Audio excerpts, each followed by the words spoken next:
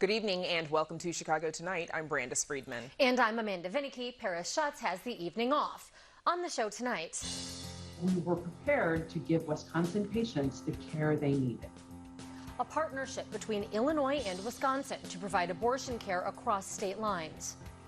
So I'll give you this preview. The president didn't do very much, but gleefully watched television during this time frame. The January 6th hearings returned to prime time to focus on what President Trump was doing as the U.S. Capitol was attacked. So you cannot have a partnership based on fear. Why local Starbucks employees are accusing the company of violating labor law amid a contentious push to unionize. Some advice on whether now is the time to make major purchases with inflation at an all-time high. Summer travel is heating up around the world, but how is local tourism holding up? A member of the Ricketts family launches an alternative to Google. That and more from Crain's. It's important that they know that there's so many different opportunities in the performing arts arena. A local jazz vocalist is exposing Chicago youth to opportunities within performing arts. We're comedians, first and foremost, but we have a respect for Mariachi. It's a very serious art form. And Mariachi meets Improv. A group of comedians is bringing a taste of Latin culture to their comedy routine. But first, some of today's top stories. A violent summer weekend across Chicago. Police say 25 people were shot, 7 fatally, over 22 separate shooting incidents. Amid the unrelenting violence, a Chicago police sergeant also succumbed to his self-inflicted gunshot. That's the 3rd Chicago police officer who has died by suicide in the last month. Police Superintendent David Brown defends his decision to cancel days off during the historically violent summer months. Tough decision between Memorial Day and Labor Day is about officer safety in that dark alley on evening shift. Would you rather have officers coming to help you when you're being shot at, or not enough officers at work and no one coming to help you? That's the really tough decision that superintendents have made for the last 30 years. And we have more on this story on our website as well as on tomorrow night's program. In the wake of the Highland Park massacre, the Illinois State Police are moving to use an emergency rule to broaden the use of clear and present danger reports. They're used by local law enforcement and school administrators to notify the Illinois State Police of individuals who, if granted access to a firearm or ammunition, pose an actual imminent threat of substantial bodily harm to themselves or others. The new rule means the state police would keep and use historic information to revoke or deny a firearm owner's identification or FOID card if that person's clear and present danger includes physical or verbal behavior such as violent, suicidal, or assaultive threats, actions, or other behavior. In 2019, Highland Park Police filed a clear and present danger report on the alleged parade shooter, but state police say they had to toss it because the shooter hadn't applied for a gun license at the time. Illinois later issued the suspect a firearm owner's ID, which he used to purchase the guns used on July 4th. According to Republicans, had state police fully exercised their authority under the law previously, they could have prevented the suspect from getting a FOID card. The last funeral service for one of the victims of the Highland Park shooting was held today. Kevin McCarthy was laid to rest today, 6 days after his wife, Arena's funeral. The McCarthys were among 7 people killed and dozens injured in the July 4th parade massacre. Their 2-year-old son, Aiden, who was with them when the gunfire started, was rescued by a stranger and later reunited with his grandfather at the Highland Park police station. Up next, an Illinois-Wisconsin partnership to provide abortion care. We share the details right after this. Chicago Tonight is made possible in part by Alexandra and John Nichols, the Jim and Kay Mabey family, the Polk Brothers Foundation, and the support of these donors.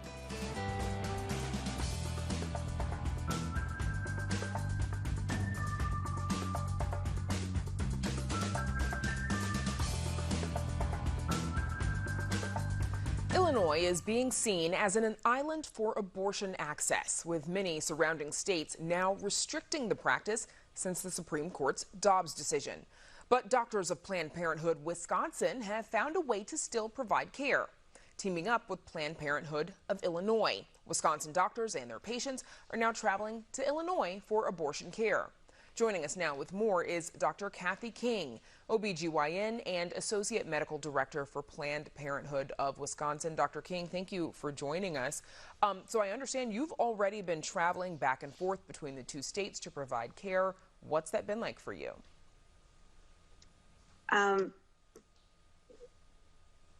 During this extraordinarily difficult time in Wisconsin, when, you know, in what seemed like a blink of an eye, we lost the ability to provide abortion care in our state, and the patients we serve suddenly were left with no access to essential health care that they needed and wanted. You know, I was in our Hill Center on the day of the SCOTUS decision, and it was one of the most heartbreaking days of my career when I had to tell people that I could not provide the abortion care that they expected to receive that day. And the look of fear and desperation and confusion on their faces will stay with me forever. But one of the bright spots, maybe the only bright spot, is that Planned Parenthood of Wisconsin and Planned Parenthood of Illinois had been preparing for a long time for this exact moment. Right. Planned Parenthood of Illinois says that the Waukegan Health Center, it opened in 2020 in anticipation of this overturning. What have you been hearing from your patients now that this is a reality? You know, people are resilient. Our patients already face so many barriers to accessing care, even when it was legal in Wisconsin, because we had so many restrictive laws. You know, so what we hear when patients contact us is that some folks are resourceful, and we direct them to abortionfinder.org, and they do well. But other people have so many barriers to accessing care, a lot of it financial, that they need some assistance to be able to afford that care, to be able to afford to travel to get that care, and all the other expenses that go along with having to travel out of state to seek health care. In working within the centers, the patients are just enormously grateful. I was in Waukegan last Thursday providing care. You know, on that day, the majority of the patients we saw were from Wisconsin, and on that day, the majority of the staff providing abortion care were from Wisconsin. So while we are enormously grateful and pleased that we can utilize that space in Waukegan to provide care, it is nonetheless heartbreaking that people have to travel out of state to access care. How would you say, Doctor, and are you aware of, you know, is Planned Parenthood doing anything to protect patients and clinicians from possible legal action? Because we know that's been tossed about a lot. I mean, for patients, you know, we try to explain to them, you know, what the law is, and we try to direct them to reputable sources to access abortion care. You know, in Wisconsin, as of now, they are criminalizing abortion providers, but not criminalizing patients seeking abortion. And we try to make that clear to them. But again, there's a lot of confusion amongst patients for fear that they will do something wrong. And so we are really trying to provide them factual guidance. For physician providers and clinicians and our staff, you know, we are following the law. And so again, the actual performance of an abortion in Wisconsin is a crime unless it is deemed life-saving. And so we are following that law. You know, we have all the licensed staff, from physicians to clinicians to nurses, have obtained Illinois licensure. So we are, following all the statutes and guidelines to be able to provide care legally and safely outside of the state. So we also know there's been a tenfold increase in the number of Wisconsin residents coming to Illinois to receive abortion services. How would you say Wisconsin providers are helping to manage that increase? So we are doing what we can. So again, with our staff being at the Waukegan site, we have essentially doubled their capacity at Waukegan to provide abortion care. We also have staff that are looking at potentially traveling to other Planned Parenthood of Illinois sites to try and increase access at those sites as well. And then also by us being able to sometimes see more of the patients who are requiring abortion care, that will also offset their ability to provide medication abortion. Physicians are required in Illinois to provide an in-clinic abortion, but in Illinois, advanced practice clinicians can provide medication abortion. So we now have our clinicians traveling down there who can also provide medication abortion in Illinois legally. Dr. Kathy King, thank you so much for joining us there at Planned Parenthood in Wisconsin. Thank you. It's been a pleasure speaking with you today. And now to Amanda and previewing a primetime congressional hearing. Amanda. Brandis, on Thursday, the Congressional Committee probing the January 6th attack on the Capitol will return to prime time. The committee is expected to zero in on then-President Donald Trump's actions, or lack thereof, as a violent mob ransacked the People's House. Here's Illinois Congressman Adam Kinzinger giving us a preview on CBS's Face the Nation yesterday. The reality is, I'll give you this preview, the president didn't do very much, but gleefully watch television during this time frame. We're going to present a lot more than that. But I could only imagine I knew what I felt like as a U.S. congressman. If I was a president sworn to defend the Constitution, that includes the legislative branch, watching this on television, I know I would have been going ballistic to try to save the Capitol. He did quite the opposite. Joining us with their analysis are Pat Brady, chairman of the Illinois Republican Party from 2009 to 2013. Brady is a former federal prosecutor. And Renato Mariachi, a legal analyst, also a former federal prosecutor and an attorney at Thompson Coburn. Thanks to each of you for joining us. Mr. Brady, would like to start with you. Based on what we have heard so far and also what we're likely to hear on Thursday, how compelling a case has the committee made against former President Trump? Yeah, I think they've made a very compelling case against him. I've watched a lot of these hearings. They pretty much systematically laid out what he did and didn't do. Maybe it's obstruction of Congress or a 371 conspiracy or whatever. I think that he probably could be charged and found guilty beyond a reasonable doubt, even though it's tough to prove those kind of specific intent crimes. But, and I've said this all along, Amanda, and not just as a Republican, I do not ever want to see a former president of the United States do a perp walk. So I think the hearings have accomplished their goal to make a record of what actually happened that day in a very clear and compelling fashion, and we'll let the American people judge. And I do believe that the net effect of these hearings over the last several weeks will be they pretty much eliminated any chance that Donald Trump will be president of the United States again. Well, let's get to the politics in just a bit, but Renato Mariachi, from what you have heard, what is the Department of Justice thinking at this point? Might the DOJ have heard enough from these hearings to warrant criminal charges? Great question, Amanda. I will say that while I agree that this is a compelling presentation, and I do think that there may be a potential charge here, particularly I actually think an incitement to violence may be, for example, a very viable charge here. Based on what we've seen in public reporting, I'm not confident that the Justice Department is going to pursue a case here. It really appears, based on some recent reporting by the New York Times and elsewhere, that the Justice Department is moving very slowly and cautiously here, and I think it's unlikely that the Garland Justice Department is going to bring charges against Donald Trump.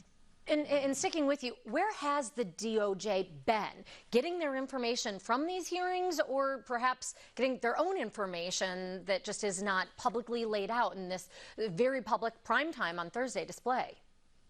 We do know that the Justice Department has a number of active investigations. They are investigating the people on the ground who are storming the Capitol. There is an investigation of the false electors scheme. There's also an investigation, I think an OIG, Office of Inspector General investigation of Mr. Jeffrey Clark, who penned that false letter on DOJ letterhead. But there were some public reports that the Justice Department leadership was jolted at the testimony of Cassidy Hutchinson. And so, given that and the fact that, at least according to some public reporting, that the leadership in the Justice Department has not been focused on potential liability for the former president, if I'm predicting what the Justice Department will do versus what I might do, I think that they're unlikely to act. Each of you, are you dismayed at all that the DOJ was jolted by evidence in a public hearing? Start with you, Pat Brady. As you know, Ron, those investigations are kept confidential to protect people that are innocent, or you don't want to besmirch somebody that's not involved in it. So we never know really what the Justice Department's doing or what they know.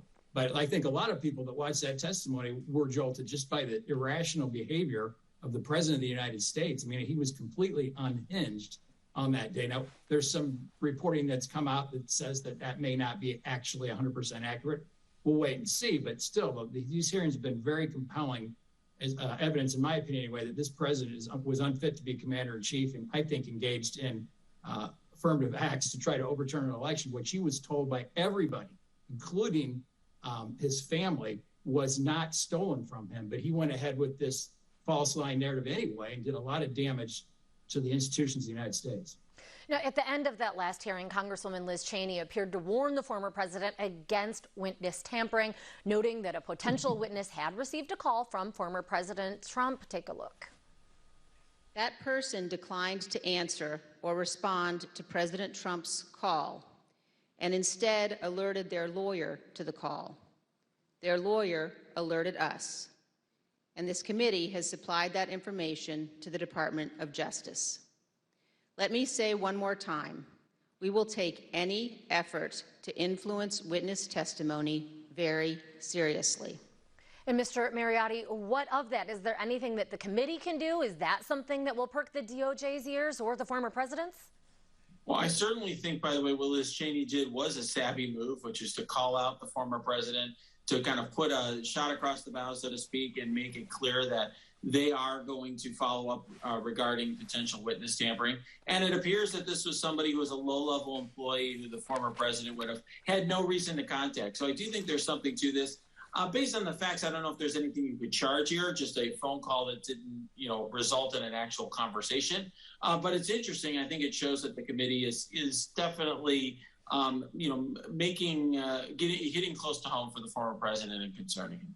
Now, Renato, reports are sounding that former President Trump is getting ready to sooner than later announce another bid for the presidency in 2024. Now, if he does do that, would that afford him any sort of legal protection or cover, at the very least, to claim that he's being politically persecuted?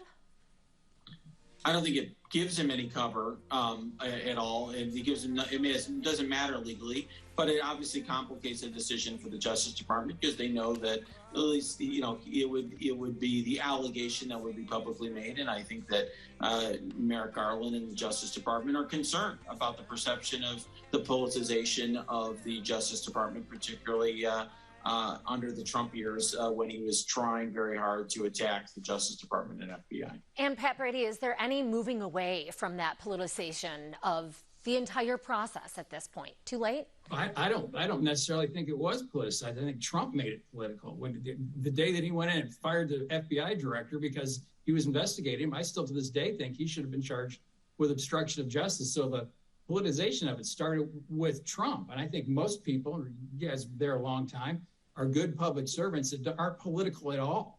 But he made it an issue. He attacked the FBI. He's attacked pretty much every institution of our government, claiming they're out to get him. But the reality is this hearing, the fact that people aren't really talking about, everyone that's testified at this hearing, I think, that's involved in politics is a Republican. This is his former attorney general. These are people that are around, his former general counsel. These are people that are around him that are telling a story that is very damaging. And I agree, he's probably not going to be charged criminally. But, man, I think he's done politically. Well, Pat Brady, however, you have the the current Speaker of the Arizona House saying that he's surprised if he would be able to win a primary, that it would be a miracle, saying that he, in fact, would back Trump again. So does the former president still have a solid base, particularly going into 2024? Yes and no. If you go to the other half of the equation in Arizona, the governor and others there don't back him, including the former vice president that aren't backing him. There's a war in Arizona fighting for the heart and soul of that party out there. But the reality is these hearings, I think, did a lot of damage to President Trump. And I talked to a lot of donors and a lot of activists, whether they agreed with him or supported him before, that have said enough's enough. We need no more of the distractions. I think more people are behind DeSantis and some of the other candidates that maybe have some of the same policies, but just don't take the same approach to politics, which has made it so difficult to watch over the last 5 years. And Mr. Brady, as former chair of the Republican Party, what of those such as Cheney and Congressman Kinzinger? What is his future in the Illinois GOP or the GOP at large? Well, I'm not sure, and that's up to Adam, but I give both of them credit for doing the right thing, and I think history will judge them as heroic. And Adam Kinzinger is a good friend of mine, had a death threat. He had a 5-year-old baby.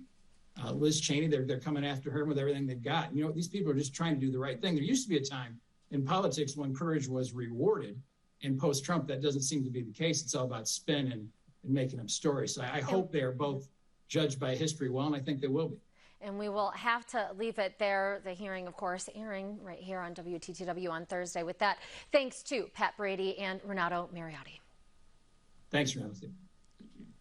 And now to Brandis and claims of labor law violations for a major U.S. company. Brandis. Amanda, workers at Starbucks coffee shops in the Chicago area and Peoria have accused the company of a slew of labor law violations during the unionizing effort that now numbers nearly 200 locations. That's according to charges filed with the National Labor Relations Board obtained by WTTW News. Chicago Tonight's Nick Blumberg has been following this story and joins us now with more. Nick, which Starbucks locations are we talking about? Well, Brandis, these unfair labor practice charges come from locations, as you mentioned, in downstate Peoria, as well as in north suburban Wilmette, and city locations in Edgewater, Logan Square, The Loop, and Hyde Park. Now, among the various claims are that the company has interrogated, disciplined, and threatened retaliation against pro-union employees, that they told workers they can't discuss terms of their employment with one another. They told an employee allegedly to quit if they, quote, hate Starbucks, promised benefits for voting against unionization, and engaged in surveillance of union supporters. Now, most of these locations are among the coffee shops that have sought to unionize as part of a nationwide effort that started last year in Buffalo, New York, and now counts nearly 200 unionized Starbucks. Carlos Gennard is with Workers United, an SEIU affiliate that's representing the employees. We're seeing a pattern, not just here in Chicago, but in other cities, in Seattle, in Denver, in some places in California, where we're seeing the pattern that Starbucks is not afraid of whatever repercussions the National Labor Relations Board may have for firing union supporters. All we want is to sit down at the table with Starbucks and start negotiating the contract in some of these shops that have already won the union vote. And Nick, what's been the company's response to these claims? Well, in a statement, a Starbucks spokesperson tells WTTW News, quote, as we have said previously, we believe these claims are false and will be prepared to defend our case.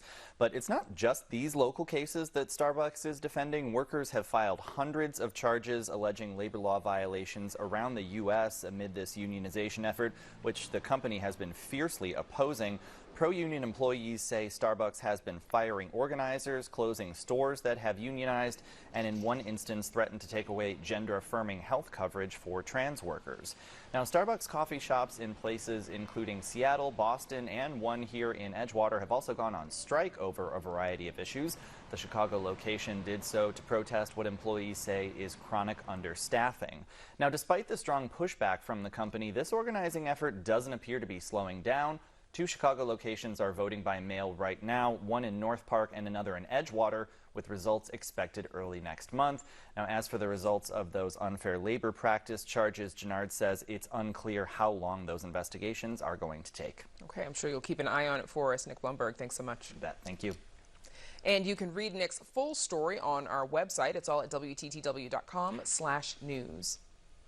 Up next, a local jazz artist inspiring kids to explore the performing arts. Stay with us. we've made it. Justice Jackson's appointment to the Supreme Court provides a beacon of hope.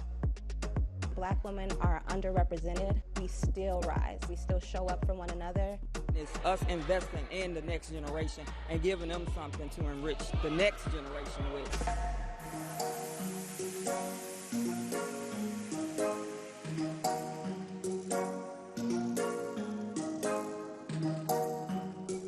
There's much more ahead on the program, including advice on whether now is the time to make major purchases with inflation at an all-time high. But first, a local Emmy-winning jazz vocalist is committed to ensuring students have the opportunity to pursue paths in performing arts. The annual summer program offers musical exposure for all ages and an opportunity to put what they've learned to the test in not one, but 2 public concerts. Arts correspondent Angel Ito takes us to the West Loop for Timeless Gifts, a musical review.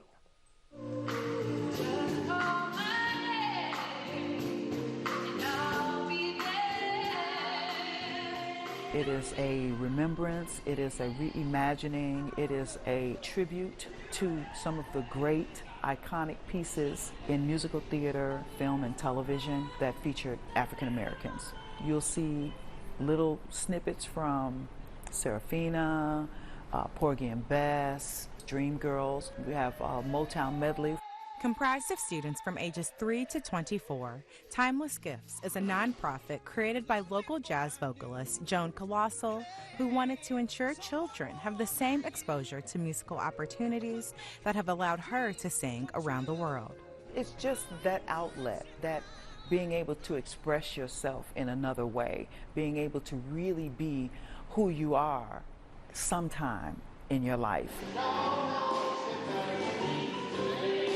While the 7-week summer program offers music and dance lessons, they also emphasize the importance of working behind the scenes, honing in on the idea that performing arts can be pursued both passionately and practically. As you get older, it becomes less and less about the fame and the fortune and more about making a living, you know, and being realistic about what life is leading us into. This commitment to practicality and performing arts extends to relationships fostered as well. 8-year-old Christian Williams has been a part of the program for the last 5 years and has found a mentor in his percussion instructor, Tony Carpenter. He might be the best percussion instructor I could ever have. They learn the different parts and put them together to make a rhythm, right? Let's see the hand movement. Tone, tone, heel, tip, smack, tip. Heel tip, right. Yeah. Christian has applied this understanding of rhythm to his first solo. Oh, happy day.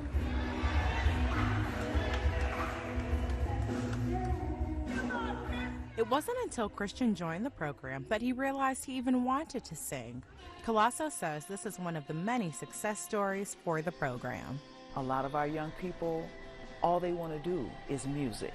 All they want to do is dance. All they want to do is play piano and write songs. And that is very important, and they can be successful. But the ones that are here and they really don't know, they're kind of on the fence about it, or I don't know if I really have talent that way, but I still am drawn to this. I think it's important for them to know that there's a place for them here as well.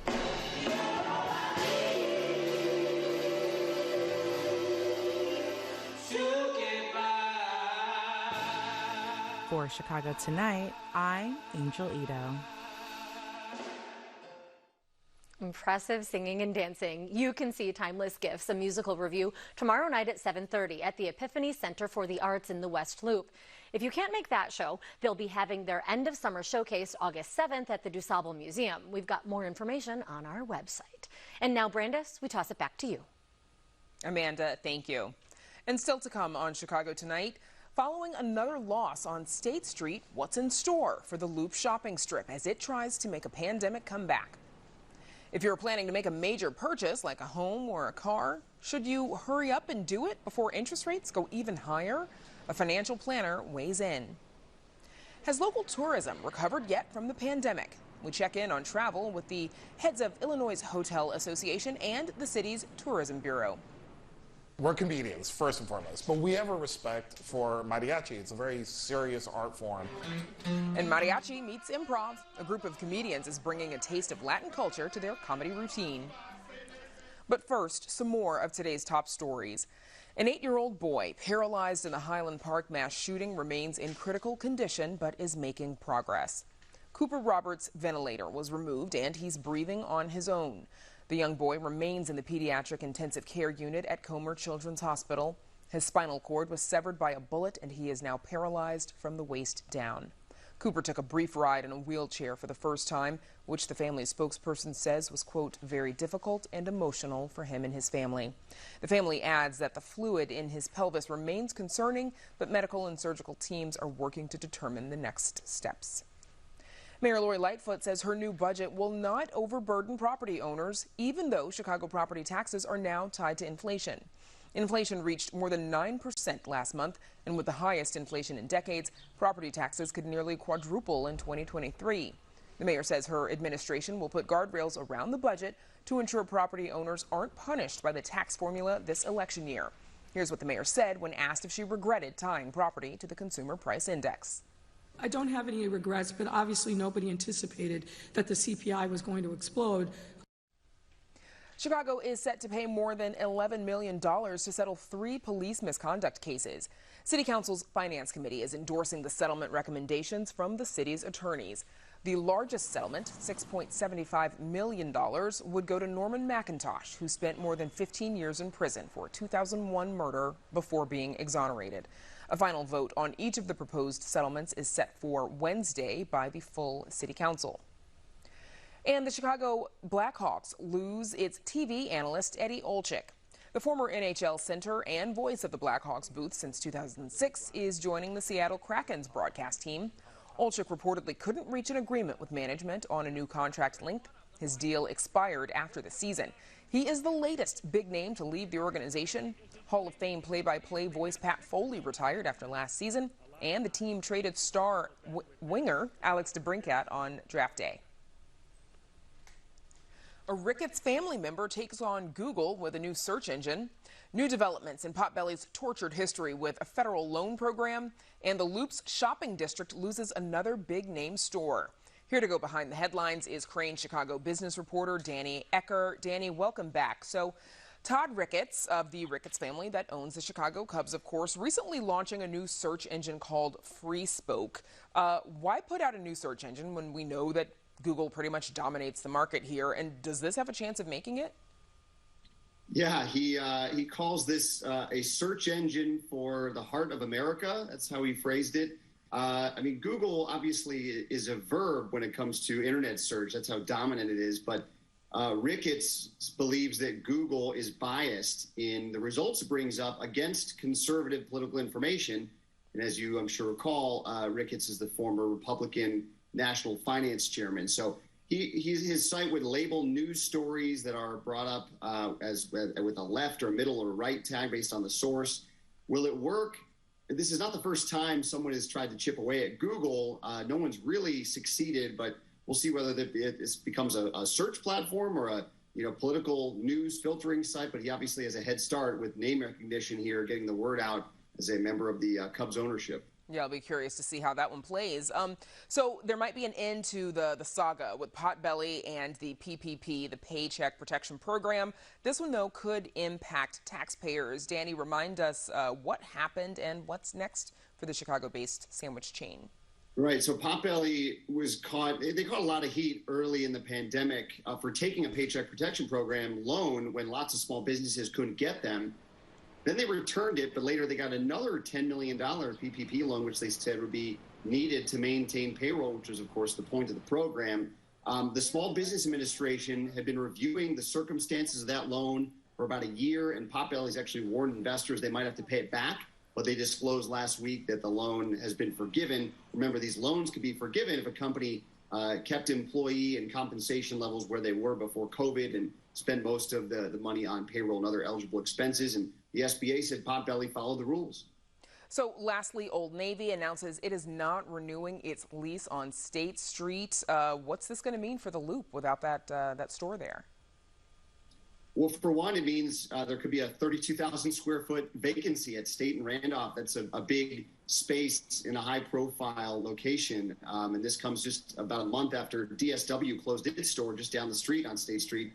This is the type of thing that I guess the city worried about people not coming back to offices as often. You know, you have a lot less foot traffic, and businesses that rely on people being there either can't survive or won't stick around, and that leaves spaces like this empty. Obviously, retail wasn't thriving before the pandemic, but it's a bad sign when one of the most popular shopping strips in the city is losing anchor retail tenants. That's right. Another location to watch out for if something else should pop up there. Danny Ecker at Crain, thanks so much for joining us. All right. Thanks, Brandis. And now, Amanda, we toss it back to you.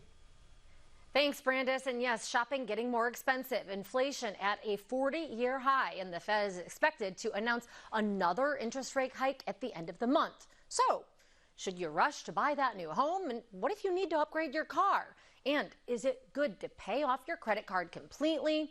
Or should you carry a small balance to boost your credit score? Here to break it all down and guide you through these trying financial times is financial columnist Terry Savage. Thanks so much. Now, more action is expected from the Federal Reserve before the month is out. What is your prediction?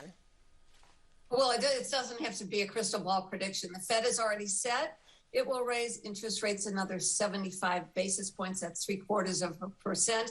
And some are predicting after the strong consumer price and producer price reports this past week that the rate increase could be as much as 1%. So interest rates are going up. It's the way the Fed can fight inflation. The inflation which we see all around us. I mean, my goodness, you just heard the mayor say that they had made the critical mistake of tying property tax increases to CPI with at least only a 5% increase limit. But the fact is prices of everything are going up, and the way the Fed fights inflation is slowing demand, and that's done by raising interest rates. So you can look for more of the same in the not only at the end of this month, but likely in September when the Fed meets again. And so we have heard that could present a risk of a recession. We know prices going up.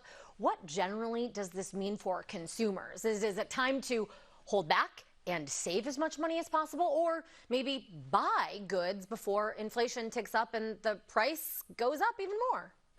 Well, that's the inflation mentality. Got to buy it now because the price is going up.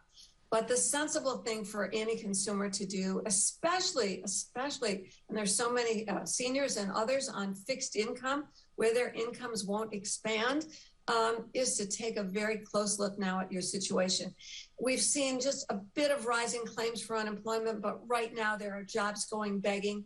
It may not be your preferred profession to be a wait person at a restaurant, but if you could work a few nights a week and get some extra money, pay down your credit card debt. I mean, credit card debt's already averaging over 20% interest rates, and many people paying much higher rates. So if you can go into a recession, which of course means potential unemployment, if you can go in without debt, if you can take advantage right now of the tight labor supply and perhaps work to bring in some extra money to have a savings cushion or pay down debt, that's the right move to make. And employers probably wouldn't mind that either, getting more people applying for and filling those jobs. But let's talk for a moment about credit cards, as you mentioned it. So if somebody is, you have an interest rate already with your credit card, can you expect the interest rate to rise as the feds continue to act?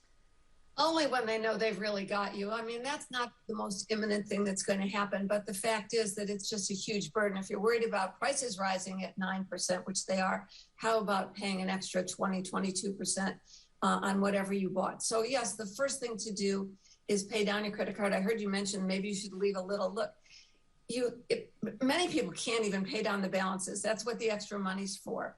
But if you can double the current minimum monthly payment and keep paying that amount every single month, no matter what your balance, no matter what the rate, you will have your credit card balance paid off in less than 3 years. Just double this minimum monthly payment, pay that same amount, don't charge another penny. Sort of no matter what, the advice of pay that credit card debt down. What about, though, specific consumers, for example, those looking to buy a house? You have mortgage rates up, but also rent. So what should prospective buyers consider?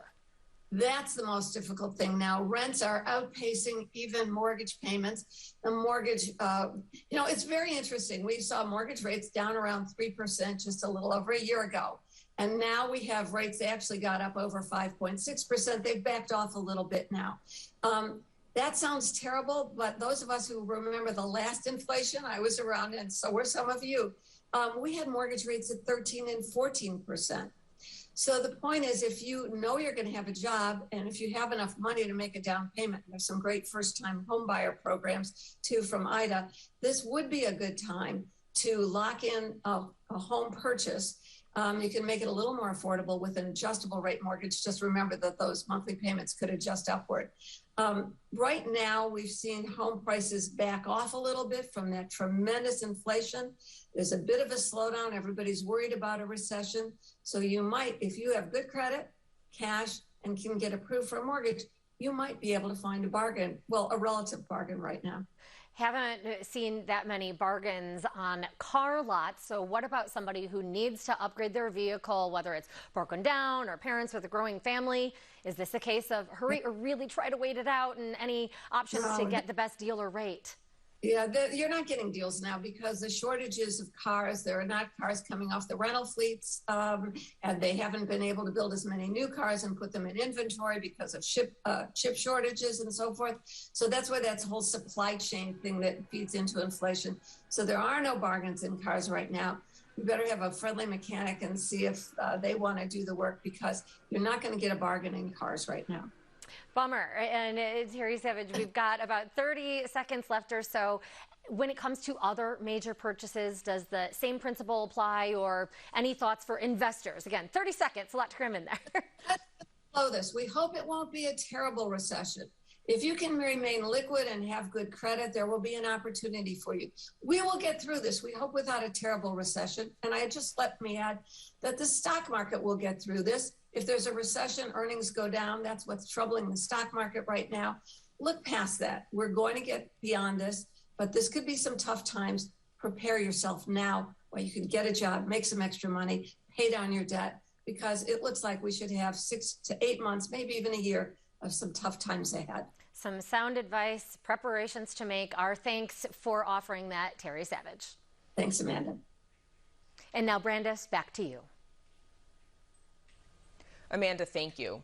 Summer travel is heating up, but what about tourism here in Chicago? Has the city bounced back to pre-pandemic levels? Are the hotels full again? And what about business tourism and conventions? Will they be forever changed by our new way of working virtually?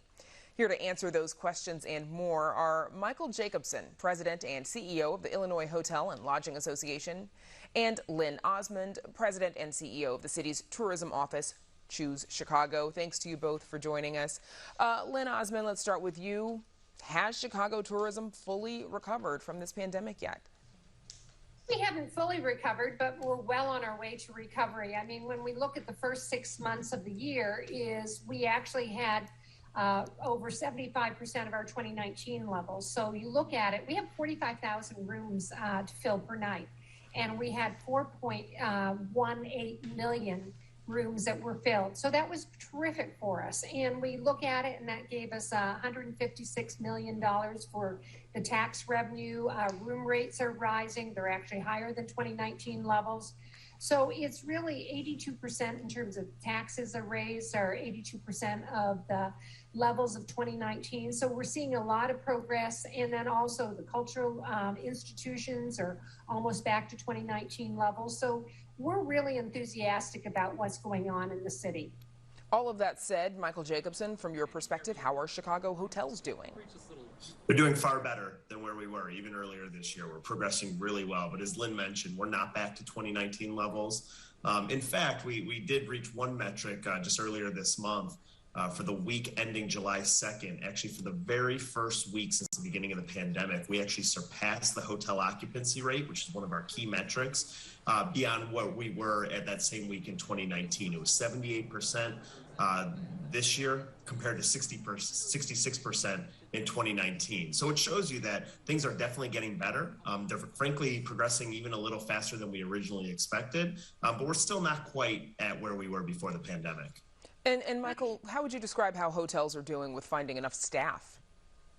That's our top challenge right now, is finding staff. And I think a lot of people kind of misunderstand what our jobs are in our hotels. When you look at the pay, we don't even come close to minimum wage. Our starting wage in most of our hotels right now is $23 an hour for the most entry-level position.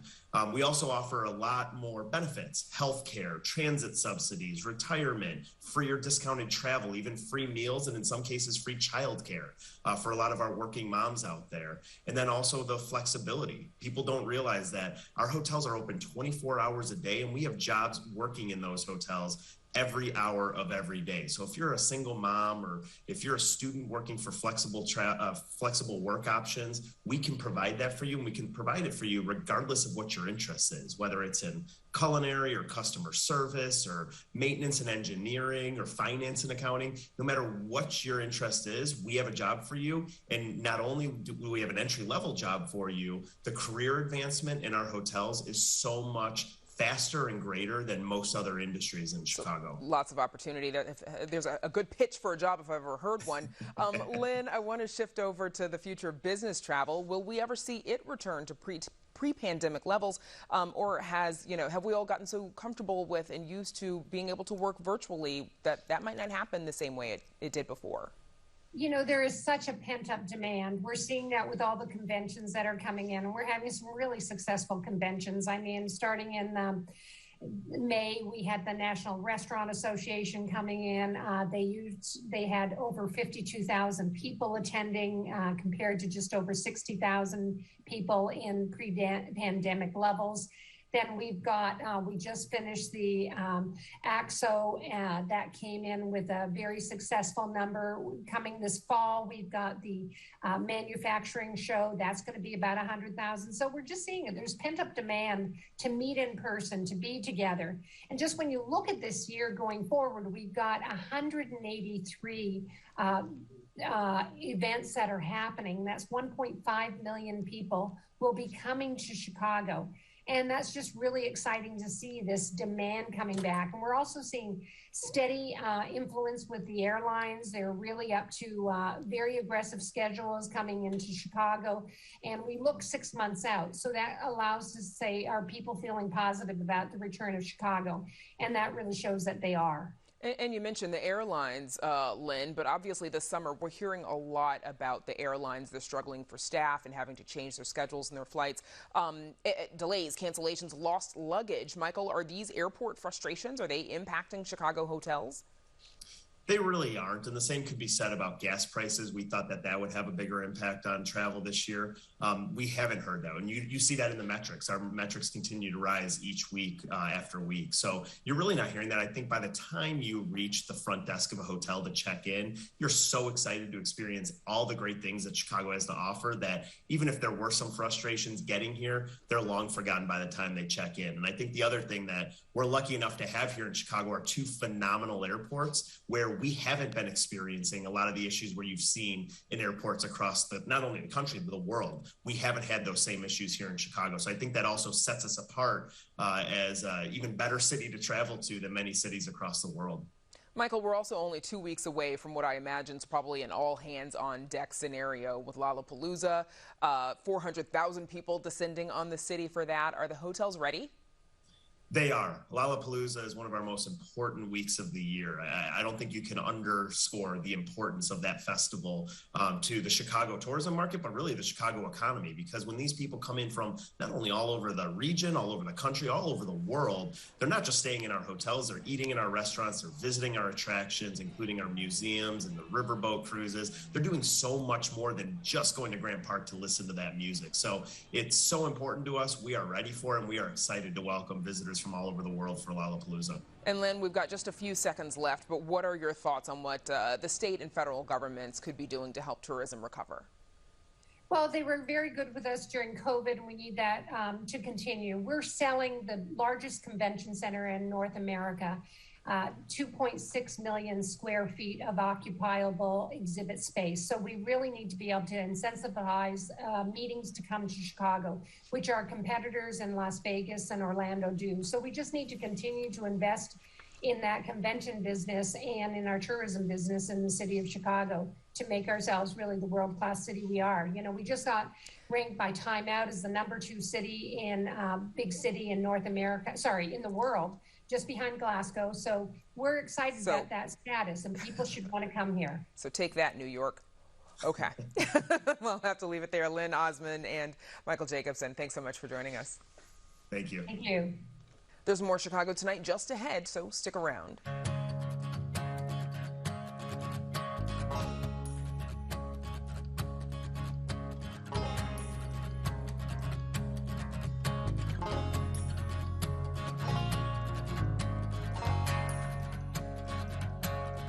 Chicago is well known as the birthplace of improvisational comedy, but since modern improv theater got its start here in the late 1950s, it has been a white-dominated space. For the past decade, a group of local comedians has played a different tune. Through a twist on Mexican mariachi music, they're bringing a taste of Latino culture to their audiences. Erica Gunderson recently introduced us to Los Improviachis. Here's another look. What's your name, señorita? Emily. Are you from here? Or are you visiting? We're visiting. From where? Wisconsin. The members of Los Improviachis will be the first to tell you they're not traditional mariachis. We're comedians, first and foremost, but we have a respect for mariachi. It's a very serious art form. Emily is so beautiful. She is worth it more, just a peso. It's paying homage to things that come from mariachi or Mexican culture, but ultimately we throw it on its head. That's because if I was a champ, even if she's married, I dip in her queso. They'll also admit they're not particularly good musicians. People are probably expecting these guys have sombreros, they have the attire, these guys are going to sound great. And then I get on my horn and then it's a B flat all the way. You know you look so good. You know you look so fine. But for their brand of improv comedy, it's all part of the plan.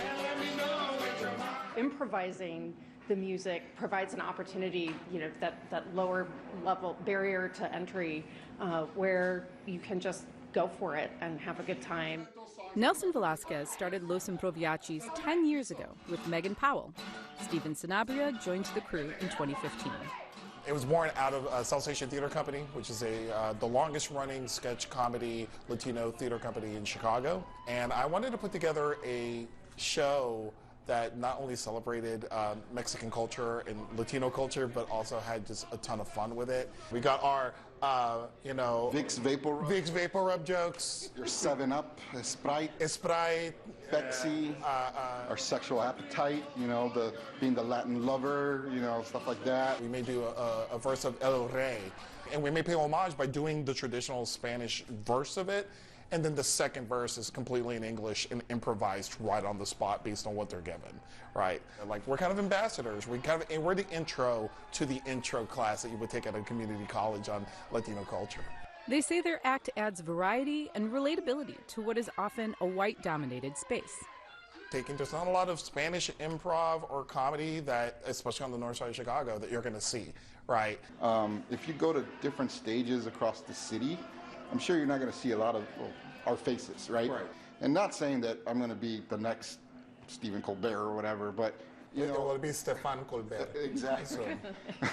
Or Don Francisco, I don't know, whatever, right?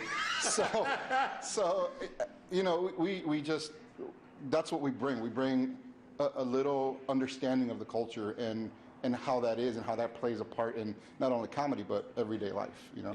But like any other comedy show, they say their primary mission is to make them laugh, even when the results can be unpredictable. Yeah, there's a bit of reading the room, especially in the situations like, oh, are you two together? Oh, you're not. That there might be something that if Nelson asked that question that he noticed, body language or how they're seated. We've been doing it for 10 years. We've had people, we've had some people make some love connections. It's like, hey, so yeah, we probably ruined a few marriages here and there. But hey, that's collateral damage when you're doing comedy. That's the way we look at it. Win some, lose some, Yeah. What can you do? We are Los Improviachis. For Chicago Tonight, Latino Voices, this is Erica Gunderson. And how about those traditional teas? For more on Los Improviachis and when you can catch a performance, visit our website. And we're back to wrap things up right after this. Chicago Tonight is made possible in part by Alexandra and John Nichols, the Jim and Kay Mabey family, the Polk Brothers Foundation, and the support of these donors.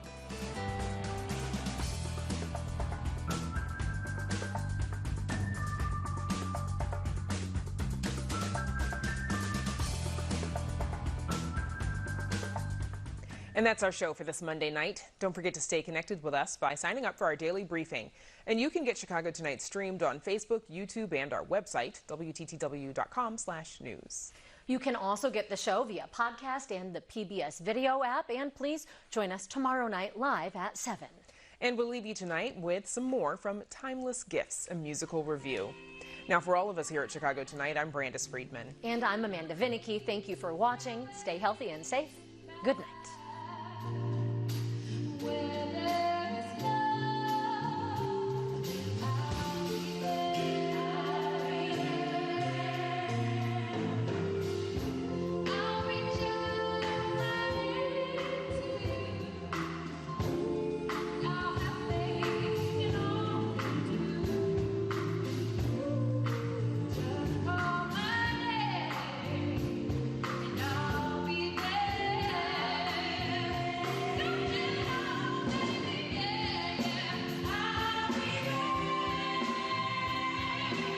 Closed captioning is made possible by Robert A. Clifford and Clifford Law Offices, a Chicago personal injury and wrongful death firm whose attorneys embrace a culture of philanthropy and service by volunteering their time, expertise, and guidance to help others in the greater Chicago community.